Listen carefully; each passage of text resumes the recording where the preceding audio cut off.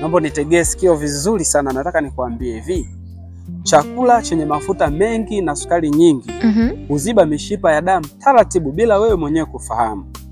Ndio maana muda mwingine unaweza kawa hauhisi maumivu, lakini siku ukienda kupima unakuja kushangaa magonjwa ambayo umekuja kugundulika ni makubwa kuliko vile ambavyo ulikuwa unawaza. Nataka nikwambie hivi kwamba unapokula chakula kuwa makini sana kwenye sukari, lakini pia kuwa makini sana na kiwango cha mafuta ambayo unatumia. Zaidi pia na chumvi usisahau kuangalia.